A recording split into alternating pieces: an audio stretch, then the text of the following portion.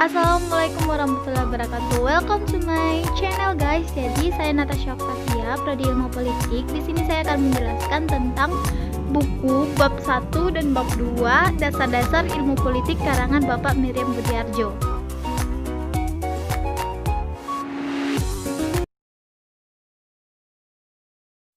Oke, kita masuk ke bab 1, yaitu mengenai tentang sifat, arti, dan hubungan ilmu politik dengan ilmu pengetahuan lainnya. Poin utama yaitu mengenai perkembangan dan definisi ilmu politik. Ilmu politik telah ada sejak 450 sebelum Masehi dan dikenal secara umum pada akhir abad ke-19. Secara umum, ilmu politik merupakan ilmu yang membahas tentang hubungan kerjasama dalam bidang politik dan bidang sosial yang dapat dilakukan antar individu, antar kelompok, maupun antar negara. Poin kedua yaitu mengenai ilmu politik sebagai ilmu pengetahuan. Pada tahun 1948, para sarjana ilmu politik mengatakan bahwa ilmu politik termasuk ke dalam ilmu pengetahuan, karena ilmu politik adalah ilmu yang mempelajari tentang negara atau pemerintahan dan gejala-gejala politik dalam kehidupan masyarakat sebagai objeknya. Poin yang ketiga yaitu mengenai definisi ilmu politik. Politik adalah usaha menggapai kehidupan yang baik, atau kerap dikatakan politik adalah usaha untuk menentukan peraturan yang dapat diterima baik oleh sebagian besar warga. Pada pendapat lain, yaitu pendapat Rothschild dan kawan-kawan, politik adalah kegiatan yang peduli cara bagaimana kelompok-kelompok mencapai keputusan yang bersifat kolektif dan mengikat melalui usaha untuk mendamaikan perbedaan-perbedaan di antara anggota-anggotanya. Ilmu politik juga dibagi atas unsur-unsurnya. Yang pertama adalah negara. Negara adalah salah satu organisasi dalam suatu wilayah yang memiliki kekuasaan tertinggi dan sah yang ditaati oleh rakyatnya. Kedua yaitu kekuasaan, di mana kekuasaan merupakan kemampuan seseorang atau suatu kelompok untuk mempengaruhi perilaku seseorang atau kelompok lain sesuai dengan apa yang dikehendaki oleh orang yang melakukan tersebut. Yang ketiga yaitu pengambilan keputusan, di mana ilmu politik merupakan penunjuk arah suatu proses yang terjadi sampai suatu keputusan yang diinginkan tersebut bisa tercapai. Yang keempat yaitu kebijakan umum, di mana ilmu politik merupakan suatu kumpulan keputusan yang diambil oleh seseorang pelaku atau satu kelompok politik dalam usaha mencapai suatu tujuan tertentu. Dan yang kelima yaitu pembagian atau alokasi, di mana pembagian merupakan suatu penyaluran dan penjatahan dari nilai-nilai dalam masyarakat. Selanjutnya yaitu mengenai bidang-bidang ilmu politik, di mana yang pertama ilmu politik terdiri dari teori politik, kedua lembaga-lembaga, yang ketiga partai-partai, golongan-golongan, dan pendapat umum. Yang keempat itu hubungan internasional. Yang pertama, teori politik. Teori politik terdiri dari satu, teori politik, yang kedua sejarah, merupakan perkembangan ide-ide politik.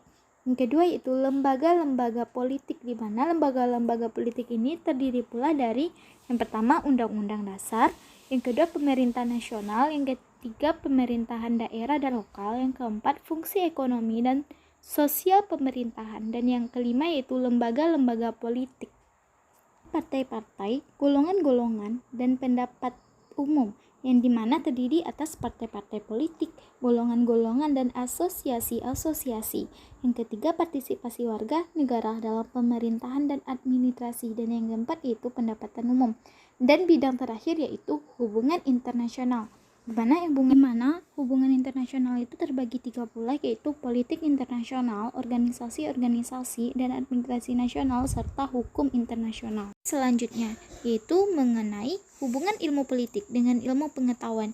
Yang pertama yaitu ilmu pengetahuan tentang sejarah, di mana sejarah merupakan alat yang penting bagi ilmu politik karena menyumbang bahan dan data fakta dari masa lampau untuk diolah lebih lanjut dan berguna untuk mengembangkan politik selanjutnya. Kedua yaitu dengan ilmu filsafat, di mana ilmu politik terutama sangat erat hubungannya dengan filsafat politik, yaitu pada bagian filsafat yang menyangkut kehidupan politik, terutama mengenai sifat hakiki, asal mula, dan nilai dari negara.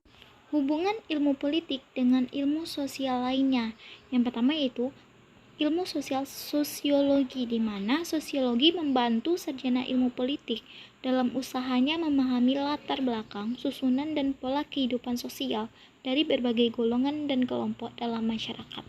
Dan yang kedua itu ilmu antropologi, di mana ilmu ini menyumbangkan pengertian dan teori tentang kedudukan serta peran sebagai satuan sosial budaya yang lebih kecil dan sederhana.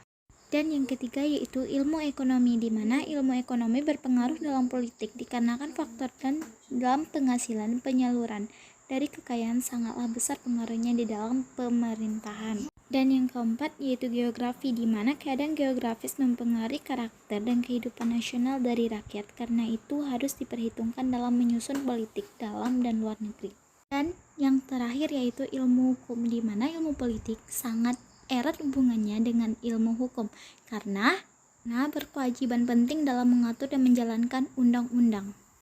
Oke, tadi kita kan sudah membahas bab 1, sekarang kita membahas bab 2 yaitu mengenai tentang konsep dasar ilmu politik, di mana konsep-konsep ini sangat penting dalam ilmu politik.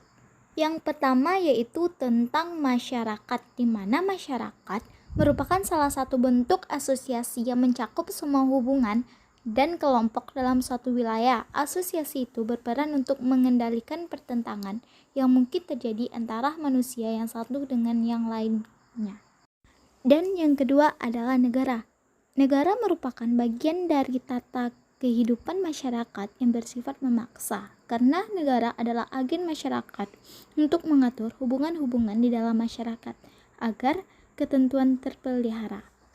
Negara juga terdiri dari unsur-unsur, yaitu yang pertama yang satu, wilayah, di mana wilayah merupakan batas geografis di dalam negara masih dapat memaksakan kekuasaannya. Dan yang kedua yaitu penduduk, di mana penduduk merupakan seseorang atau sekelompok orang yang berada di dalam wilayah tertentu diwajibkan untuk mematuhi segenap peraturan yang berlaku di dalam wilayah tersebut. Yang ketiga yaitu pemerintahan, di mana pemerintahan adalah organisasi yang berwenang untuk memutuskan dan melaksanakan keputusan-keputusan yang mengikat bagi seluruh penduduk yang berada di dalam wilayahnya. Itu kedaulatan. Kedaulatan merupakan kekuasaan tertinggi untuk membuat undang-undang dengan semua cara yang tersedia. Negara juga memiliki kedaulatan tertinggi untuk melaksanakan undang-undang agar penduduk yang mendiami wilayah mematuhi segenap peraturan dan ketentuan perundangan yang berlaku. Dan yang terakhir adalah kekuasaan, di mana kekuasaan diartikan sebagai kemampuan seseorang atau sekelompok orang dengan menggunakan sumber daya kekuasaan tersebut untuk mempengaruhi tingkah laku seseorang sehingga orang itu bertingkah laku sesuai dengan keinginan atau tujuan pihak yang memiliki kemampuan. Oke, sekian dari saya.